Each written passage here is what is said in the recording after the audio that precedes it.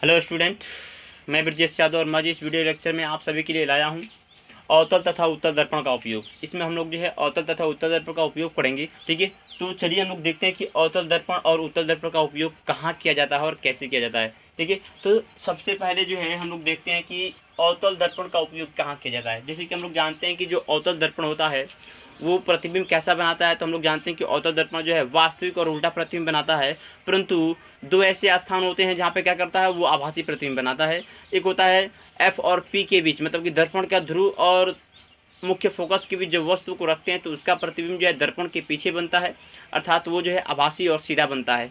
ठीक है, और वस्तु से बड़ा बनता है। ठीक है, और जब पी पे रखती है तो पी पर रखता है, आभासी बनता है और सीधा बनता है। ठीक है, तो यहाँ पर जब वस्तु को हम लोग क्या करते हैं, जब वस्तु को जब पी और एफ के बीच रखेंगे वस्तु को, तो प्रतिबिंब कैसा होगा, तो आभासी और सीधा बनेगा। ठीक है, तो जब प्रतिबिंब आभासी और सीधा बनेगा, मतलब कि अवतल दर्पण जो है निकट रखी वस्तुओं का प्रतिबिंब कैसा बनाता है, निकट रखी वस्तुओं का प्रतिबिंब जो है सीधा, आभासी और बड़ा प्रतिबिंब बनाता है। इसलिए अवतल दर्पण का उपयोग जो है हजामती दर्पणों के रूप में किया जाता है। हजामती दर्पणों अर्थात जो है जो दाढ़ी बनाने या जो सैलून में जो दर्पण का उपयोग किया जाता है, वह दर्पण जो है अवतल दर्पण होता है। ठीक है, तो वही यहाँ पे पहला लिखा गया है कि यह निकट रखी वस्तु का बड़ा, सीधा तथा आभासी प्रतिबिंब बनाता है। इसलिए बड़ी वक्रता त्रिज्या वाले अवतल दर्पण का उपयोग हजामती दर्पण के रूप में किया जाता है। हजामती दर्पण का मतलब है दाढ़ी बनाने वाले जो दर्पण होते हैं, जो सैलून में जो दर्पण लगाए जाते हैं, वो कौन से दर्पण होते हैं, अवतल दर्पण होते हैं। और इसका उपयोग क्यों किया जाता है, इसका कारण क्या है, तो यहाँ पे आपसे प्रश्न पूछ सकता है कि हजामती दर्पण के रूप में अवतल दर्पण का उपयोग क्यों करते हैं, इस तरह भी प्रश्न पूछ सकता है। तो आप कहेंगे कि जो अवतल दर्पण होता है वह निकट रखी वस्तु का बड़ा, सीधा तथा आभासी प्रतिबिंब बनाता है। इसलिए उसका उपयोग जो है हम लोग किसमें करते हैं, हजामती दर्पण के रूप में करते हैं, जिससे कि जो भी बाल होते हैं वो बड़े दिखाई देते हैं और उसको जो है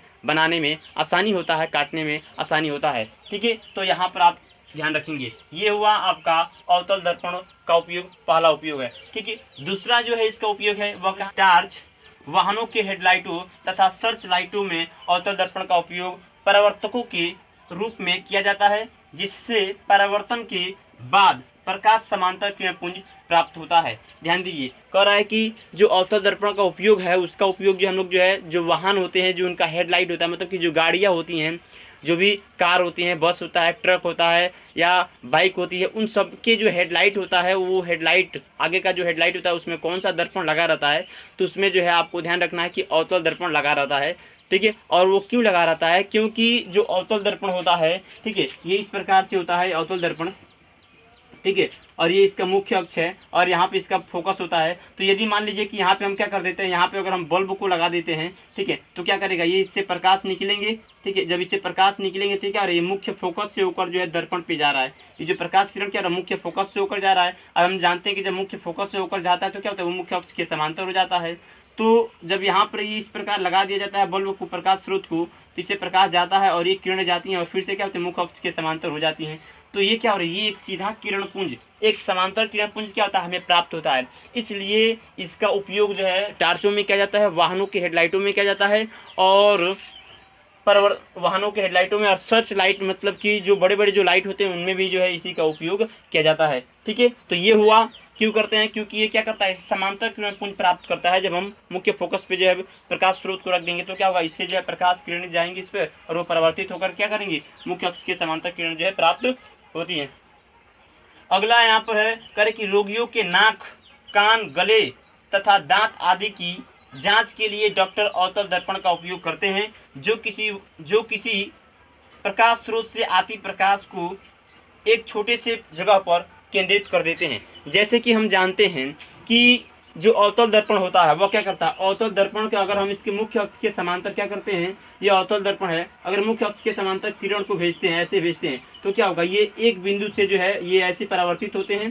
ठीक है, और ये एक बिंदु पर जाकर क्या होते हैं, मिलते हैं। मतलब कि अगर हम कितने भी प्रकाश किरण को भेजते हैं, मुख्य अक्ष को समांतर भेजते तो क्या होगा, वो सब जाकर एक ही बिंदु पर मिलेंगे, मतलब कि एक जगह जाकर क्या होंगे, केंद्रित होंगे। इसीलिए इस गुण के कारण यहाँ पे देख रहे हैं कि जो अवतल दर्पण है वो क्या कर रहा है, वो जो है मुख्य अक्ष के समांतर आने वाली किरणों को परावर्तन के बाद जो है वो एक जगह पे केंद्रित कर रहा है। इसके इस गुण के कारण जो है डॉक्टर क्या करते हैं, जो नाक के डॉक्टर होते हैं, कान के डॉक्टर होते हैं, जो गले के डॉक्टर होते हैं, अंदर के अंगों को देखने के लिए, उसको देखने के लिए यहाँ पे क्या करते हैं, अवतल दर्पण का उपयोग करते हैं। जैसे कि मान लीजिए जो डॉक्टर होते हैं वो क्या करते हैं, वो सर पे जो है उस दर्पण को बांध लेते हैं और आगे जो है सामने बल्ब जलता है और वो प्रकाश किरण आता है परावर्तित और क्या होता है, वो सीधा जो है एक जगह पे केंद्रित होता है। ठीक है, तो उसका उपयोग जो है किया जाता है, अवतल दर्पण का उपयोग किया जाता है।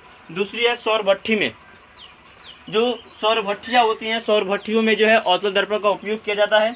ठीक है, क्योंकि जो सौर भट्टियाँ होती हैं, मतलब सूर्य से जो आने वाली जो प्रकाश किरणें होती हैं वो हम लोग जानते हैं कि सब मुख्य अक्ष के समांतर होती हैं, क्योंकि सूर्य क्या बहुत दूरी पर है, तो मुख्य अक्ष के समांतर हैं, तो उससे जो प्रकाश किरणें आती है उसको हम क्या करते हैं, एक बड़े से अवतल दर्पण लगा लेते हैं और बड़ा अवतल दर्पण क्या करता है, उससे आने वाली प्रकाश किरणों को एक जगह पर केंद्रित करता है। मतलब कि ये वाला गुण एक जगह पर क्या करता है, केंद्रित करता है, जिससे जो है हमें अधिक ऊष्मा प्राप्त होता है और उसका उपयोग जो है अलग अलग कार्यों में किया जाता है। ठीक है, तो हम लोग सौर भट्टियों में भी क्या करते हैं, अवतल दर्पण का उपयोग करते हैं। मतलब कि सूर्य से जो आने वाली जो प्रकाश किरणें होती हैं उनको जो है अवतल दर्पण एक जगह पर केंद्रित करता है, जिससे हमें अधिक मात्रा में ऊष्मा प्राप्त होता है।